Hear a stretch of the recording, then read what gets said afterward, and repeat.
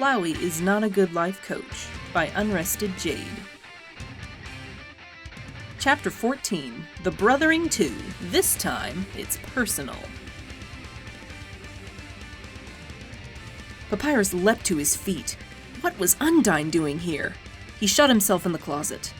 After a few seconds, he came to the conclusion that that was a temporary solution at best, and he felt a little silly. What should he do? He called out, cracking his bedroom door open. I can't hear you. I'm very ill and asleep. Too late, Papyrus realized the fatal flaw in that response. He heard the thump of footsteps coming up the stairs and had just enough time to jump back from the door. Papyrus! Undyne slammed the door open and strode into the room, a heavy backpack slung over one shoulder. I brought you some stuff to do while you're stuck in... bed? She trailed off, the exuberant grin slipping from her mouth. Papyrus didn't notice, focused on the burden she was carrying. You shouldn't be lifting anything! He moved to tug the backpack out of her grip. It was heavy enough that he needed both arms to hold it. What are you even doing here, Undyne? He scolded. You should be resting. She could have hurt herself. What was she thinking, traveling all the way from Waterfall with such a heavy backpack? Sans scooted into the room behind Undyne, puffing a little and visibly pissed. What the hell? You can't just barge in here hollering when... Undyne ignored them both. A low growl rumbled from her chest, and her sole remaining pupil was a tiny dot of rage. Cobra fast, she grabbed Papyrus by his shirt and hauled him closer, staring at the side of his face. Who did that to you? She hissed, slow and cold like deep water. Even though her anger wasn't directed at him, Papyrus couldn't help the shiver that ran down his spine at her voice. Undyne could be scary when she wanted to be. No one, he said. She whipped her head around to glare down at Sans, who put his hands up in surrender at the sight of her. Papyrus didn't blame him one bit. You said he was sick! Her teeth clicked together on the last syllable with the sharpest of clicks. Well, I mean... Sans stammered, trying for a disarming chuckle that came out as more of a squeak. It's kind of like being sick, right? Undyne's hand flexed, and Papyrus could feel a couple of her claws poke through the fabric. He sighed. He liked this shirt. She turned back to him. Who did it? She said. I will put them in the fucking ground. Papyrus saw Sans flinch and take a step back. You'll have to, put me in the ground then, Papyrus said. Because I did it. Not on purpose, he added quickly, when Undyne's face shifted. It was an accident. Sans lied for me and told you I was sick. I'm sorry, Undyne. That was sort of the truth. Sans caught his eye, and the two of them shared a guilty little nod past Undyne's shoulder. This was between them. Undyne meant well, but it wasn't any of her business. Papyrus didn't quite trust her to be careful around Sans if she misunderstood. Undyne let go of Papyrus's shirt, her facial fins twitching in agitation. Accident. You mean you hit yourself with your own attack? It's happened once before, Sans said, edging forward now that Undyne's temper had blown over. I guess that's what happened with his arm. He glanced sideways at Papyrus, looking for confirmation. Papyrus nodded. Undyne looked back and forth between the two brothers, frown deepening. You're sure? Sans shrugged. Yeah? I think I would know, Papyrus said, arching a brow. Hey, Undyne said, waving one hand. I didn't mean anything by it, Paps. Relax. It's just... She stroked her chin, brow furrowed. I've never heard of a monster hurting themselves with their own magic, that's all. Not by accident, anyway. Papyrus could feel Sans staring at him. Just because you never heard of it doesn't mean it can't happen, he said. He threw in what he hoped was an appropriately derisive tut for good measure. Yeah, no doy, Undyne grumbled. She looked at them for a few seconds more, then threw her hands up. Bah, I'm over it, she growled. Accident. Why not? You would be the one to manage it, doofus. She punched Papyrus on the arm. It was the wrong arm. He yelped, shrinking away from her and covering his arm with his hand. Hey, Undyne said, stricken. Are you okay? I didn't hit you that hard, did I? Her hand hovered in the air, like she was scared Papyrus would shatter if she touched him again. Sans shoved his way between them. Would you be careful? Now it was Undyne's turn to step back. I barely touched him, I swear. It's fine, Papyrus said, tugging at Sans' hood. It's not a big deal. She can't keep... What's that? Undyne was staring at Papyrus's wrist. His sleeve had slipped back a bit. Papyrus pulled it down again, too late. Undyne caught hold of his hand and shoved his sleeve up to the elbow. Papyrus hissed and tried to pull away. God, that didn't feel good. At all. The fabric of his shirt might as well have been sandpaper or broken glass. He studied his bookcase on the far wall so he wouldn't have to see her reaction. Holy shit, Undyne said. Sans said nothing, just made a very soft sound of distress. Papyrus's intention of keeping those injuries hidden hadn't lasted any longer than the realization that he hadn't brought any clean clothes with him when he showered, but Undyne wasn't helping by metaphorically rubbing his brother's face in it. What the hell did you do, Paps? She lifted his shirt to see his ribs, also scorched and bruised on that side. Papyrus slapped her hand away. Rude! Lay off, Undyne, Sans said, sullen and quiet. How can you be so calm about him being half charred? I'm fine, Undyne, really. Papyrus shook her off and pulled his sleeve back down, gently. It was just a stupid accident, that's all. Papyrus, Undyne said, grimacing. This is more than an accident. I think we need Alphys to check you out. That was not what he needed. That was about the absolute last thing he needed. Papyrus shook his head vehemently. No, thank you. Undyne gaped like a fish. What do you mean, no? She gestured to the bruise on his face. You're fucked up all down your side, you broke your damn arm. Not to mention none of that should even be possible. Something's wrong. She crossed her arms, frowning. Her facial fins were clamped down tight against her neck. Look, I know I blew you off earlier when you were freaking out, and I'm sorry. Maybe... She trailed off and blew out a sigh. I don't know, maybe I rushed everything too much. If this thing with you is getting worse, then... That's okay, Papyrus said, relieved and deeply heartsick at once. This could be over. He could make it all be over. If you think it would be best, I'll quit the guard right now. It would be for the best, he knew. Maybe under other circumstances, being in the Royal Guard could have been the fulfilling and great thing he thought it would be. But not now. Not the way things were now. He could find a way to be content as a largely anonymous sentry. He could find a way to deal with whatever retribution Flowey meted out. I did it. Papyrus and Undyne turned to look at Sans, who met Undyne's eye with a sort of miserable defiance. Undyne curled her lip in a baffled snarl. What the hell are you talking about? Sans shoved his hands in his pockets. It wasn't Papyrus's attack that nailed him, it was mine. We were practicing yesterday, and I got too cocky with my blue attacks. Papyrus caught the telltale hutch of Undyne's shoulders and coughed. It really wasn't his fault, Undyne, he said, mind racing. I, slipped on a patch of ice at what happened to be an inopportune moment. Yeah, Sans said, shooting a glare at Papyrus, but it wouldn't have happened at all if I had been more careful to begin with. Undyne gnawed on her lip, clearly confused. You trying to tell me that Sans did all that? She said, gesturing at Papyrus in general. In one hit? You gotta be kidding. Papyrus couldn't help but feel somewhat offended on his brother's behalf. Sans is good at magic, he snapped, when he tries. And technically, the way I ran into it, he added, it was more like 5 or 6 hits. You can't kick him out when he didn't do anything wrong, Sans blurted, forcibly dragging the three of them back on topic. I'm a liability, Papyrus said, not to be outdone.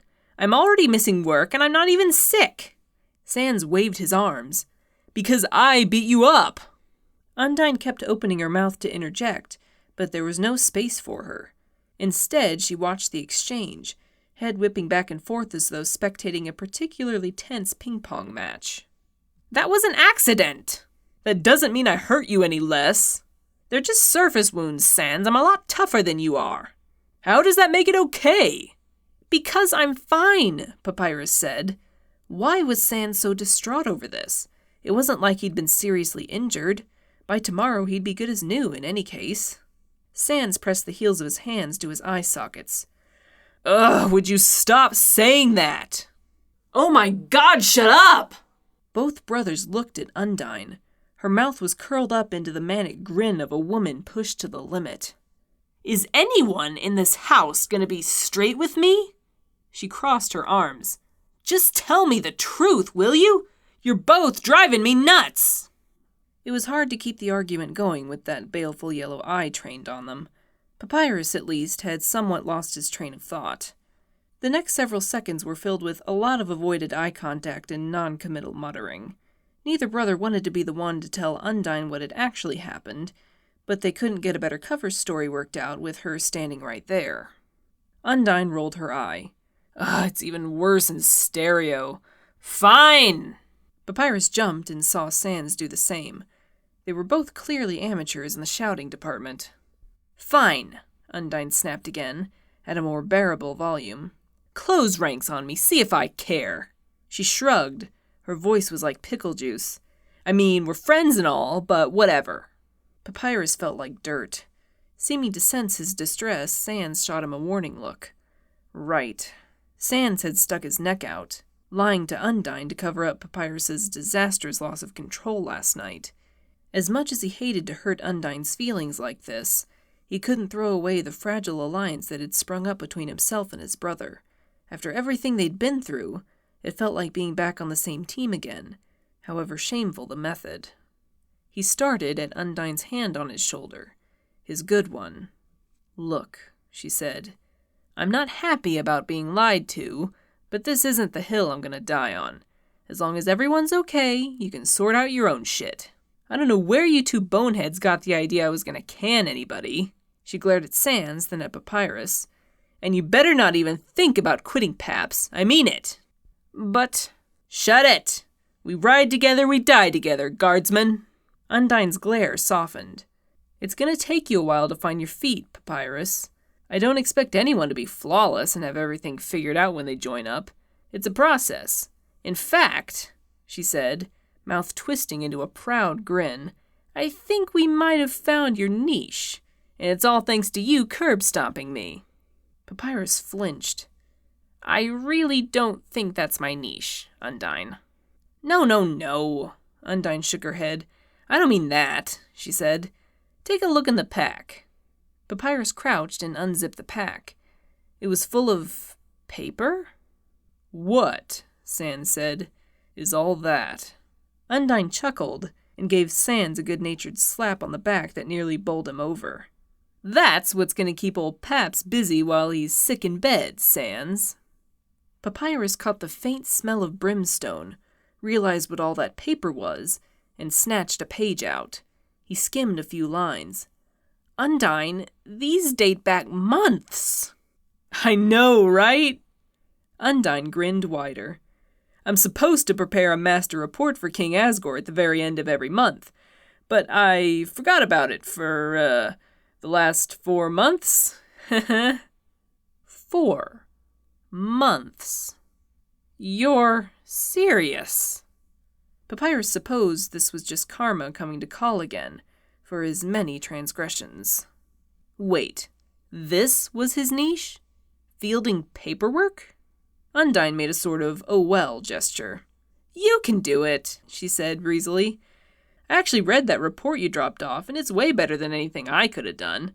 So organized, and you write so neat." "I just write so I can read it later," Papyrus said, a little passive-aggressively, maybe.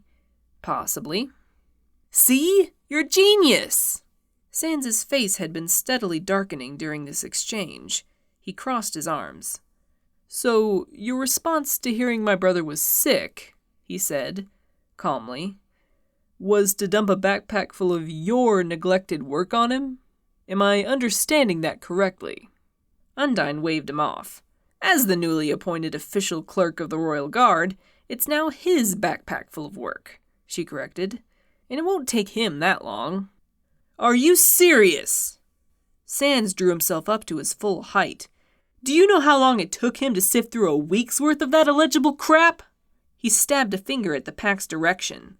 This'll take a week, maybe even 2, and that's if he doesn't do anything else. Papyrus kept looking over the documents, but he watched the pair from the corner of his eye socket. Undyne was trying hard to wink.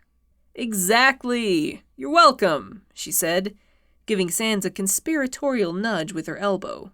She cleared her throat. I mean, this is kinda important. So you're exempt from patrol duty until it's done, Paps. Important enough to leave for 4 months? Papyrus gave her a doubtful look. She was trying to keep him in sight. As his captain, she could, of course, change his job duties at will, but he wished she'd been more upfront about it. This felt a little patronizing somehow. At least she'd actually read his report, he mused. It hadn't been a pointless exercise after all. Yeah, well, you know how it is.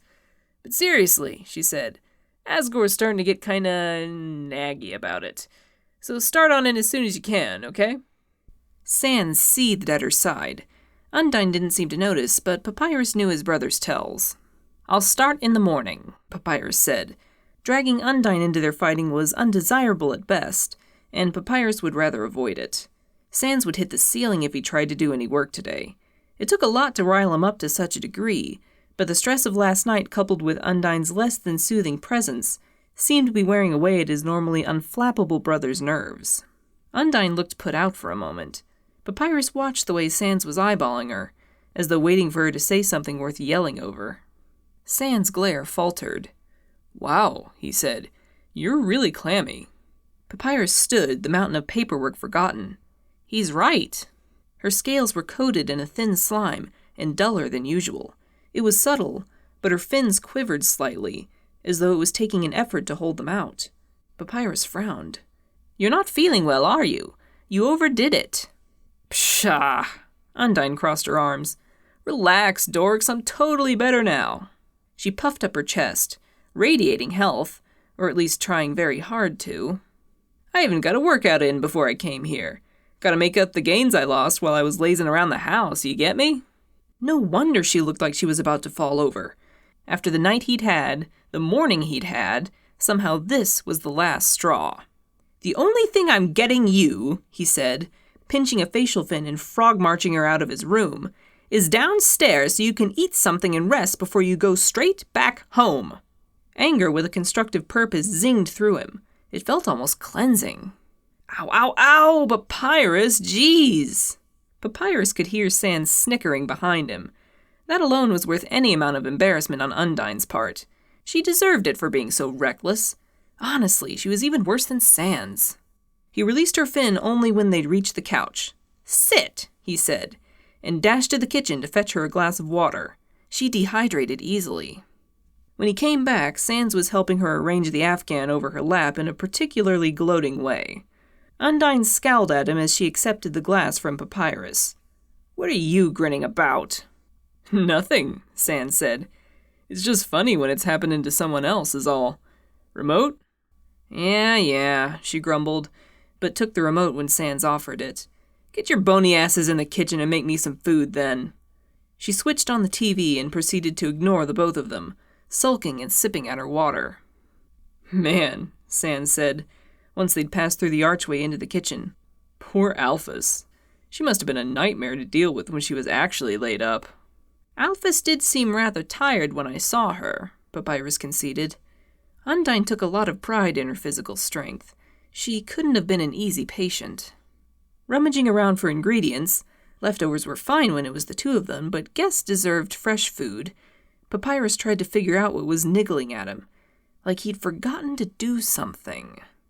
Oh, Alphys! Here he was, ignoring her again. Sans, he said, would you mind getting a pot of water started? Sans shrugged and went about his task while Papyrus got his phone. There was another message. Is Strongfish 91 at your place? Papyrus answered in the affirmative, and had a reply seconds after hitting the send button. Oh, good. Dozed off and she was gone when I woke up. Papyrus gave her a brief rundown of Undyne's visit. OMG, you need me to come get her? Catching movement, Papyrus looked up from his phone. Sans, no, you have to boil the water first. Sans set the fistful of uncooked pasta on the counter. "'Kay," he said, shrugging. "Who you texting?" Alphys, who actually did seem to be online all the time. Papyrus hadn't expected to have a whole conversation while the water boiled. "Oh, that's good." Sans seemed to perk up some. "She's good people." "Yes, she's very nice." Papyrus exchanged a few more messages, answering Alphys's questions. "Hey, instead of writing it all out longhand, you could type it up and send it to me to print." Huh, that was a good idea, actually. Papyrus sent a reply saying so.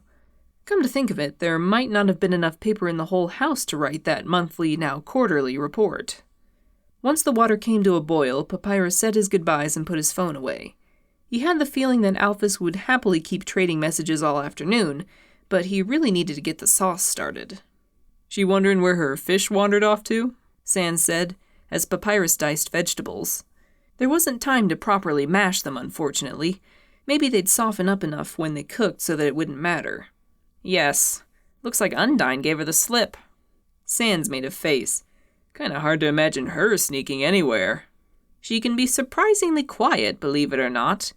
She'd gotten the jump on Papyrus more times than he could count, usually with painful and embarrassing results. With as exhausted as Alphys had looked when they'd spoken, it didn't surprise him a bit that Undyne had been able to get past her.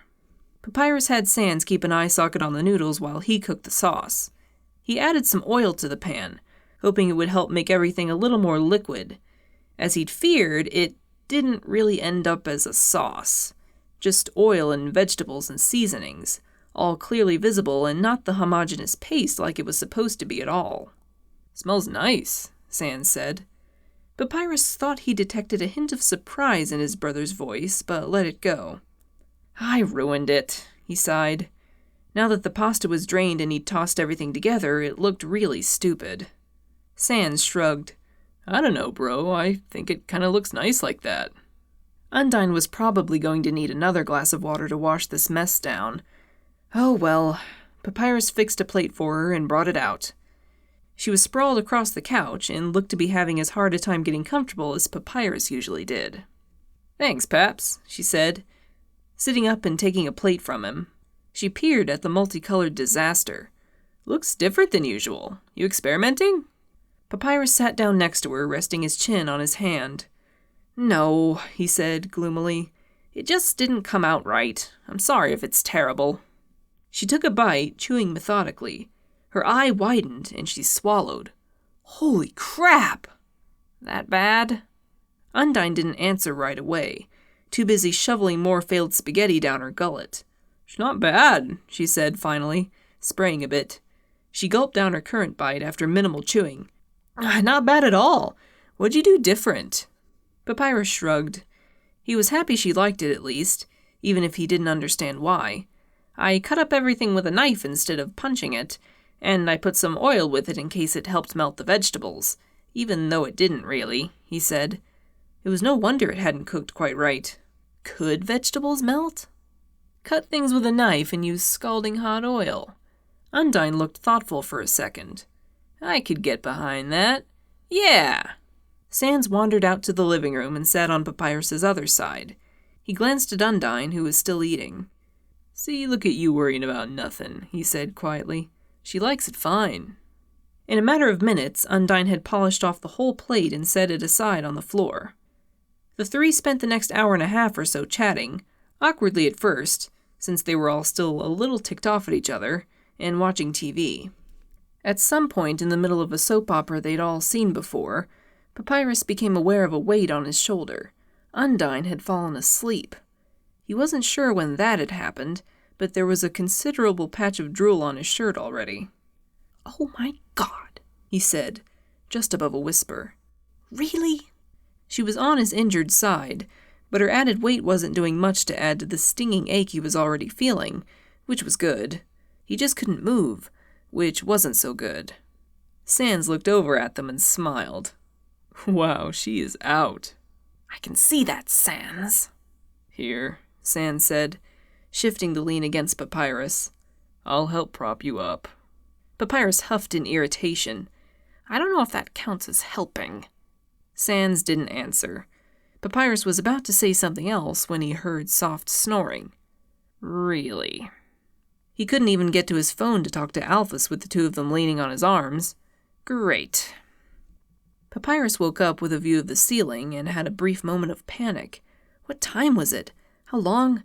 He caught sight of the clock and sighed. Oh, good. He still had hours left before he needed to leave. He relaxed back onto the cushion. Which was breathing? At some point, Undyne had tipped the other direction, and the three of them had ended up more or less stacked like fallen dominoes. Papyrus was half draped over Undyne, leeching her body heat. Sans was curled up at both his and Undyne's legs like a shabbily dressed dog. They were both still asleep. Gingerly, Papyrus moved to extricate himself from the tangle of limbs without waking them. Undyne muttered under her breath, her brow furrowing. "Don't wanna go to school today," she said, catching Papyrus in a crushing bear hug and rolling them over. "Miss Kraken purpled all the horses. It's not fair." Well, crap. "Undyne," Papyrus hissed. He elbowed her in the ribs, gently. "Mom, I said I don't." Undyne blinked, her eye open. "Oh, hey, Papyrus," she said blearily. "What are you doing in my house?" "You're in our house, actually," Papyrus said. "And you're, kind of crushing me." Undyne scrunched up her face in confusion. After a moment, she woke up fully, took stock of the situation, flushed, and pulled herself away with a squawk to flop half onto the floor. "Haha, sorry, Paps," she said, rubbing the back of her head and grinning. "No hetero." "Right, don't worry about it." "Are you all right?" he asked, watching her flex and shake her arm. "Yeah, I think I just slept on it wrong." Sans stirred, drawing a yawn and stretching. "Oh, man," he said, disentangling himself from their legs. "I had the weirdest dream that I was working in a cheese factory and—" He trailed off, looking pointedly at Undyne's feet, which had been fairly close in proximity to his face. "Never mind, that explains it." "Hey!" Undyne pulled her legs off the couch, taking special care to knock Sans over. Papyrus blinked. "You dreamed you were working? How awful!" It was too easy a target to pass up. The nap must have done him some good. Sans pushed himself upright. "Hey now, I resemble that remark," he said, huffing in mock offense. Papyrus's phone bleeped. He pulled it from his pocket and winced. 5 unread messages from Alphys that were increasingly flustered in tone. He said, "Not to run you out of the house, but I think Alphys is starting to worry." Undyne sat up straight, digging her own phone out of her back pocket. "Oh, crap," she said. "I had it on silent this whole time. She's gonna be so pissed." She clambered to her feet. "Thanks for the grub, Paps, but I gotta go. Put some ice on that, half of you, okay? Later, dorks." She let herself out with a half-muttered, "I didn't mean to take a 3-hour death nap. Oh, geez, she's gonna kill me." Papyrus sent a quick text to let Alphys know Undyne was on her way home. He sat up, making his back pop all the way down.